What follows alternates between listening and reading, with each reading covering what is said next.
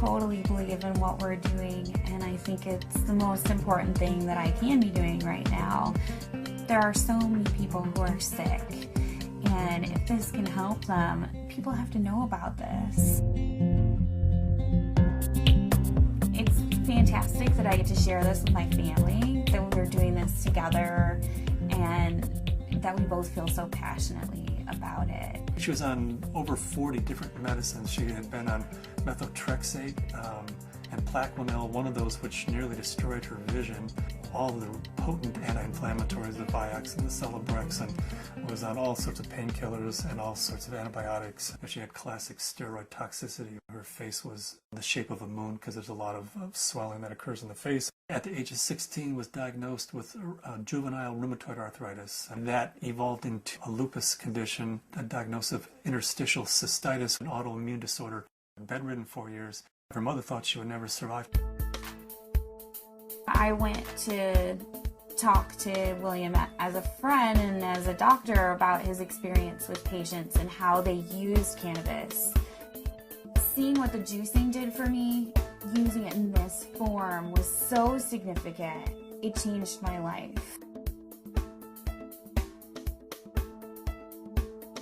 About 4 to 6 weeks after I started on juicing every day, I had no more back pain. I didn't need pain pills. I felt the best I ever had. A lot of people think cannabis and pot are not medicine. I had stumbled on an article in Scientific American, December 2004.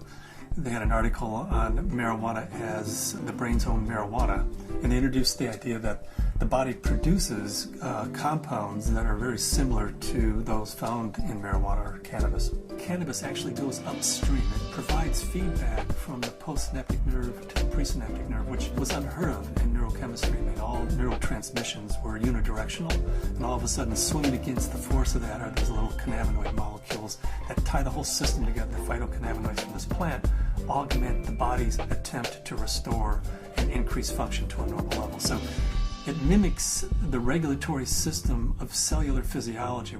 And recently the Food and Drug Administration has approved of CBD, which is a cannabinoid like THC, one of 80 cannabinoids. The federal patent compares vitamin C, vitamin E, and CBD, or cannabidiol. CBD turns out to be more potent than either of those two. The thing that I warn my patients of is if you're going to be juicing this flower and this leaf and you're going to be doing this high-dose, non-psychoactive cannabinoid dietary approach, please do not heat it.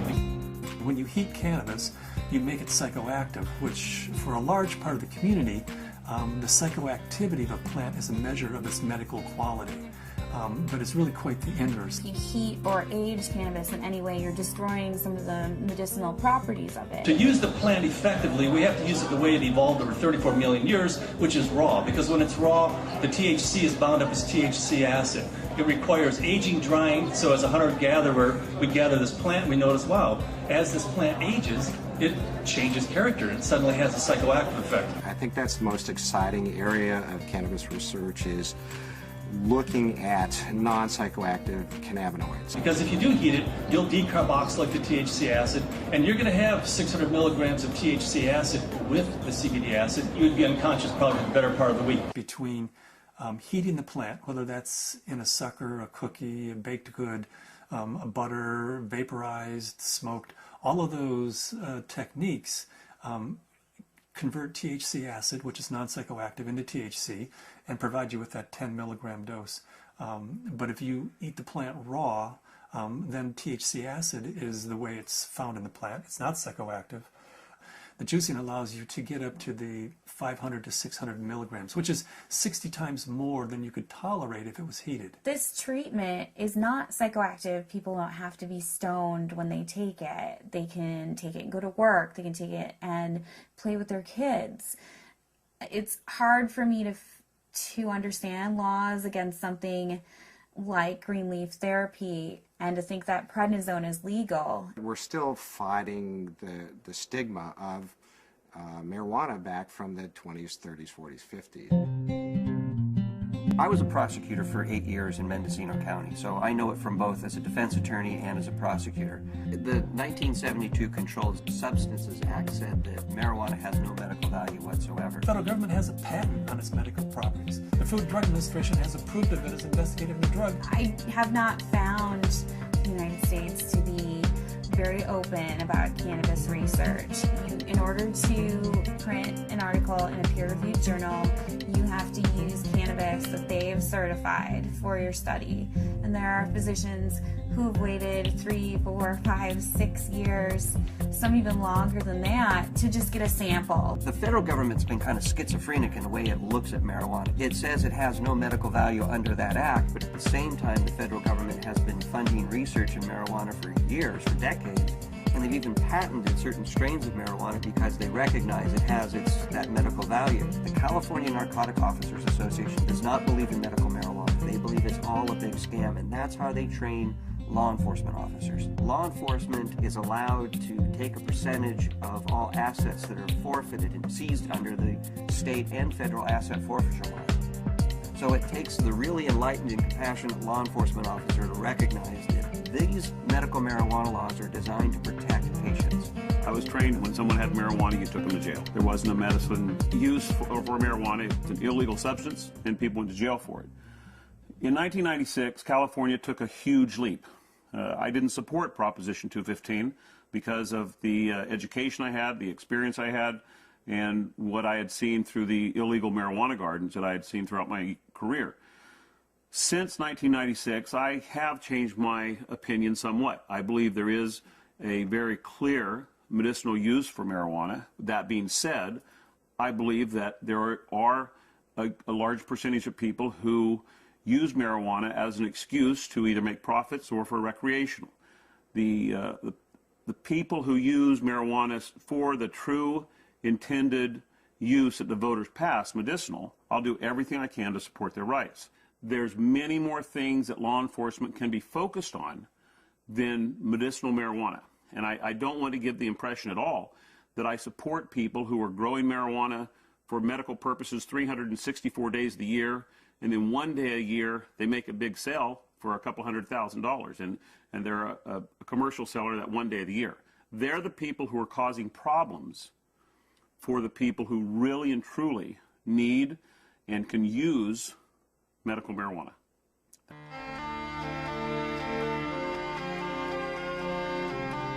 Terrifying, to be told as a parent that your child does have a tumor in her brain. It took 24 hours in the operating room. They gave us a 10% chance of survival with treatment. The Oakland Children's Hospital, where they called me and they said they had a baby who they were discharging home. This baby had completed all treatment that would be useful for it, had a brain tumor, had surgery, had radiation and chemo, and the tumors were still growing and still multiplying, and therefore they said to the parents, just take this baby home and make it comfortable, because there's nothing more that we know that will help its condition. Started to accept to the point where the illness had taken her and us, and try and find some acceptance. A month went by and I got in contact with the family, and they said, well, we just came back from Children's Hospital. They did a CAT scan. The tumors have shrunk and there are fewer of them. And they said, I'll tell you what we've been doing. We've been juicing the fan leaves of the marijuana plant and giving our baby a shot glass of this juice every day. This is like this wonderful hospice story. She is no longer on hospice. I brought the oxygen concentrator back. It's just one of those wonderful success stories. The plant is a pretty amazing plant because it appears that the juice of this plant is saving this baby's life. Here we have something that can really change people's lives. I mean, I was laying in bed, catheterized, thinking that physicians were just trying to make me comfortable. They really didn't think that there was anything more that they could do, and that I may not live to be 30, which I am now. That was the best I could hope for. the best I could hope for was taking enough methadone and Percocet every day that I just didn't feel anything at all. I had gotten in touch with Dr. Courtney because we had received a doctor's recommendation from one of his patients, and in it asked that they start juicing the leaves and having capsules and a few other items which I didn't know anything about. So after I contacted him, I was really excited to hear that there might be some other alternatives to the smoking of the cannabis. These are friends we've had in the past year.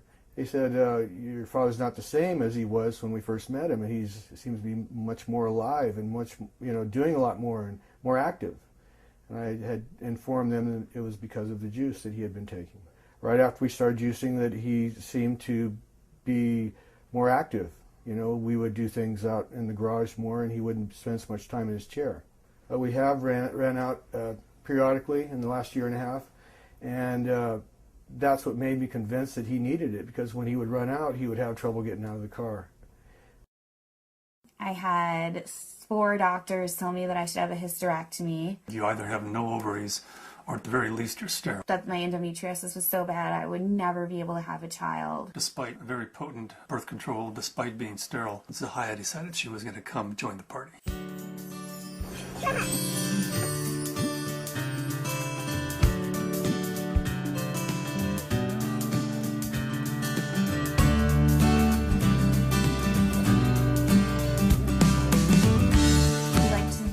Ourselves by being extremely scientific, and people know that if they're going to come to us, they're going to have to go through a lot of hoops, but they're also going to get the most up-to-date scientific knowledge on this subject, and they're going to see a physician who's an expert in the field of non-psychoactive cannabinoids. And there are plenty of people that want that and are looking for that.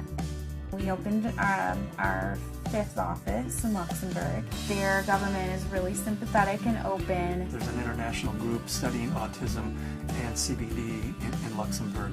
There's a physician there who's writing cannabis scripts, who's also a senator. And we've been working with him, Senator Colombera. The government may be actually funding experiments in a research center using cannabis, in large part because of Dr. Courtney's work with non-psychoactive cannabinoids and Senator Colombera's work with cancer patients. There are now facilities for testing plants, and there's been more progress made in the last 5 to 6 months. A new strain in from Spain called Cannatonic, 6.9% CBD. That's a 700% increase over Northern Lights, which is our previous high producer. I would like to find strains that have all of the cannabinoids present in an amount that's useful. I'd like to produce strains that are adapted to environment. In Luxembourg, we're producing thousands and thousands of pounds of seed, to raise the money to give away, half a pound of seed, because if that person grows an acre of cannabis and feeds their family the proteins and the fatty acids, incredible food source, an incredible preventative medicine source, and an incredible therapeutic source. And at the same time, they're sucking 5 times as much CO2 out of the environment as an acre of trees. First, we have to change Convention Treaty Number 1, which was the convention that the UN put out in 1961 that says cannabis as a crime should be, if you have it, if you grow it, if it's in your possession, you should be in prison. That dogma has dominated the world right now. They're asking for input from the World Health Organization. I'm in the process of writing a letter stating that this is a dietary essential. It's not a criminal thing, because we have to change that treaty before we can go into Central and South America and say, you grow yourself an acre of this plant, feed your family, prevent illnesses. So Cannabis International kind of legalizing the plant globally, giving it back to people as a food source, prevent illness is so much better than waiting until you have diseases. With my own experience and all the patients that I've spoken to, I believe that it's not an isolated incident, that this is the best medication.